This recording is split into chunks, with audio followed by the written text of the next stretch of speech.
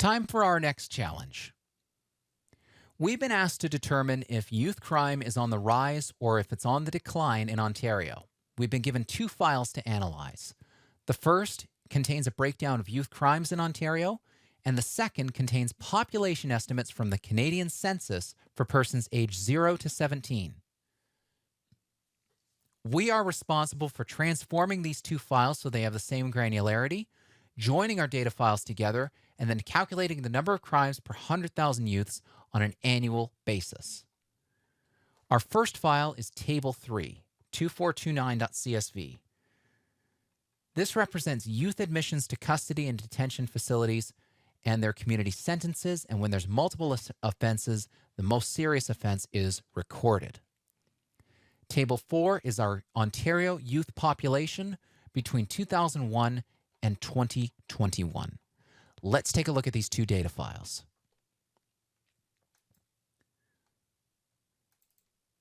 So Table 3 contains our year, our region, the crime severity ranking, and the number of crimes committed. Our Table 4 contains our population estimate of persons 0 to 17 years old in Ontario.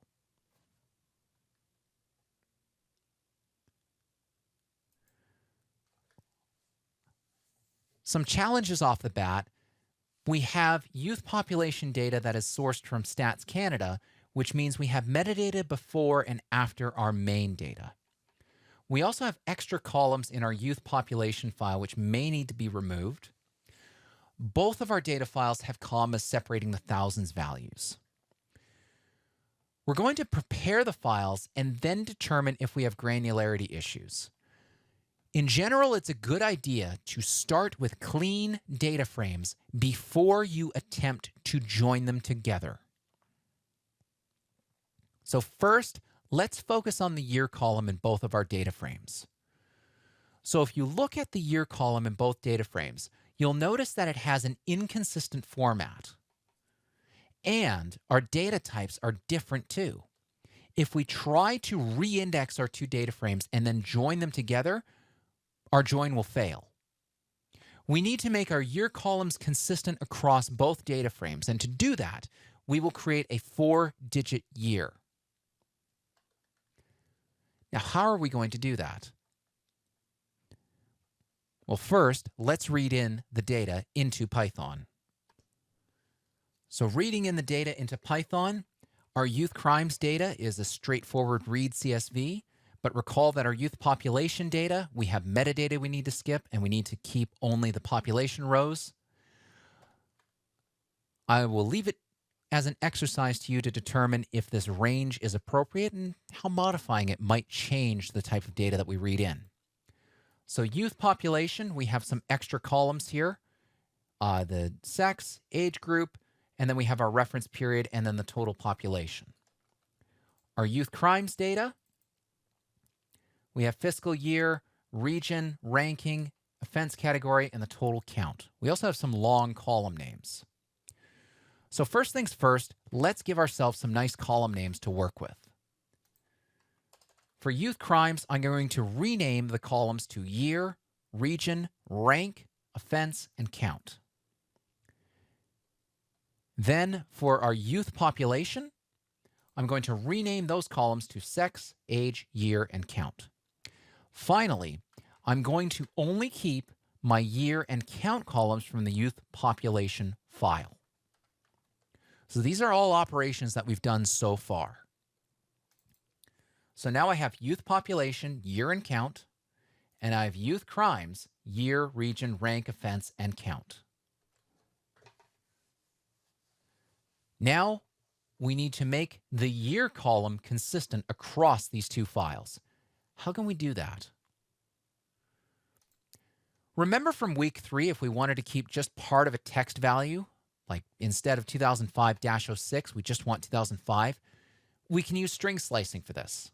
So we want to keep the first 4 characters of our year column. So what we'll do is extract our year column to a brand new variable. We'll slice off and keep the first 4 characters, convert our year to a number, and place the cleaned year back into our data frame. And because the other data frame uses a number type for the year, we're going to make our youth data year a number to be consistent. So the code we'll use to do that is str0:4. Let's clean that data now.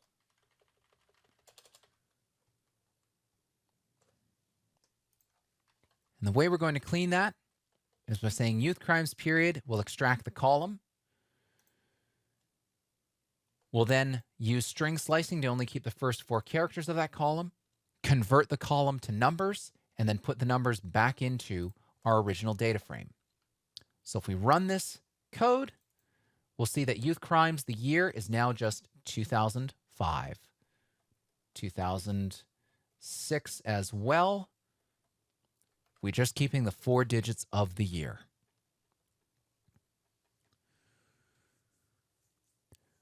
So our population data also has commas that we need to remove. We're going to use string replace to strip out the commas, and our crime counts need to be converted to numbers as well. So we're going to use pd.toNumeric, and finally population data has extra columns, but we've already dropped those. Take a moment and try writing the code to accomplish these tasks. Convert the population data to numbers. Convert the crime count to numbers. You should have come up with the following code. First, extract the count of youth crimes to its own column or to its own variable. Convert that variable to numeric, coercing any errors to NaN, and then put that count back into the youth crimes data frame. And then we'll do the same thing with the youth population. Extract the count column, replace commas with blank, convert the column to numeric, and put the column back into the data frame. So for youth crimes, we now have a count. And for youth population, we now have our population as a number type. And we've dropped the extra columns that we no longer need. So we're almost ready to join these files together. However, we need to determine the granularity of our 2 files. Remember that granularity is the level of detail of a row of data, and we need to have an overlap of granularity in order to join our 2 files. Let's look at the granularity of our 2 files. First, our youth crime file. We have youth crime data by region, crime type, and year.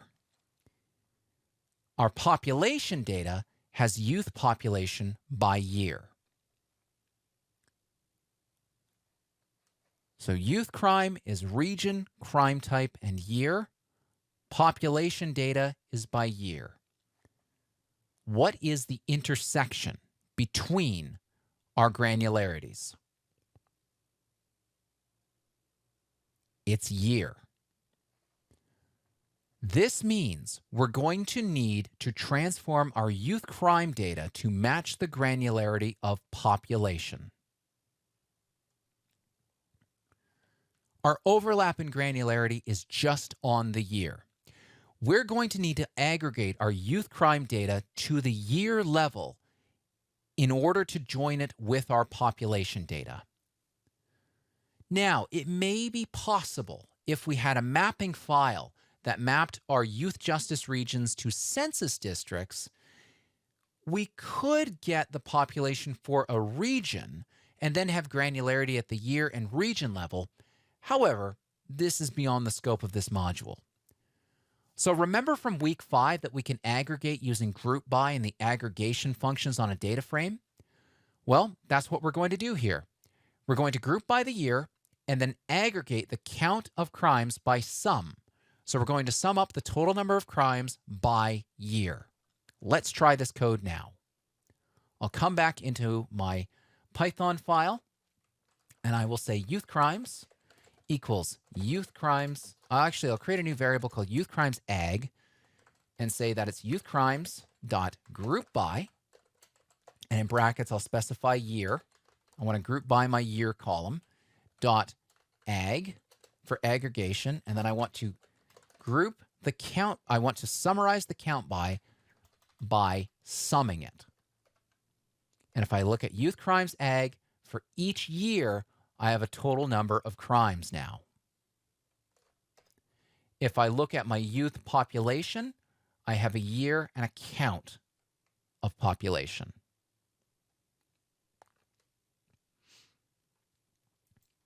We've now transformed these files so that they have the same granularity.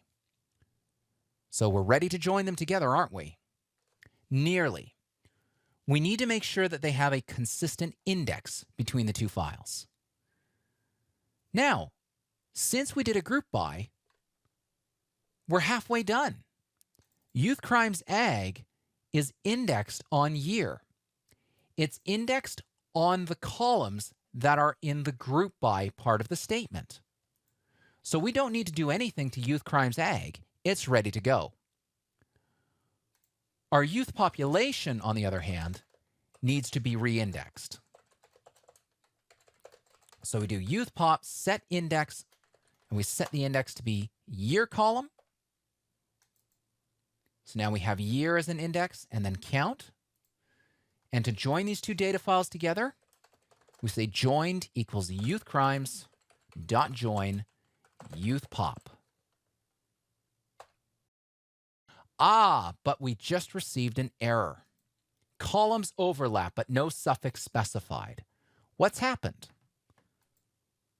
Well, when we join two data frames, Pandas is expecting each data frame's column names, except for indexes. It's expecting each of the column names to be unique. But both of our data frames have a count column. We've got two choices to resolve this issue. We can rename our columns. So for example, instead of saying count in both of our data frames, we could rename one of the data frame's count columns to be count population, or just population. We could rename the count of crimes to be count crimes. The other option we have is to specify suffixes on join, to specify which table that instance of count came from. Let's try with suffixes this time. So when we join data frames, we can specify a left-hand suffix and a right-hand suffix and apply those to our column names on the left and right-hand tables. So if we say L suffix equals crimes and R suffix equals pop, all of the columns from the left-hand table will have the suffix crimes, and all of the columns from the right-hand table, youth pop, will have the suffix pop. Let's try this. So coming back into Python here, I'm going to say L suffix equals the string crimes, and R suffix equals pop.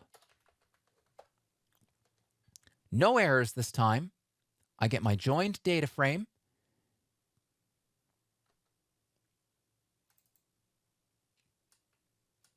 And notice how I've got count crimes and count pop. But I also have region, rank, and offense because you may have noticed that I used the wrong data frame. I joined to youth crimes instead of youth crimes ag. Now, with the correct data frame, I have year, count crimes, and count pop.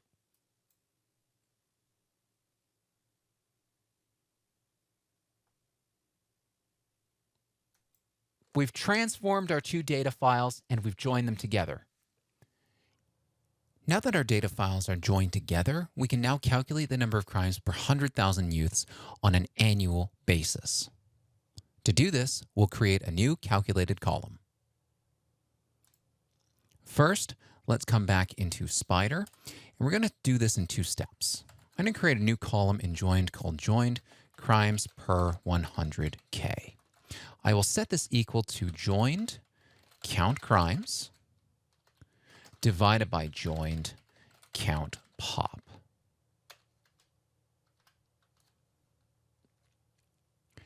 Now, I have a new calculated column that has the number of crimes divided by the population.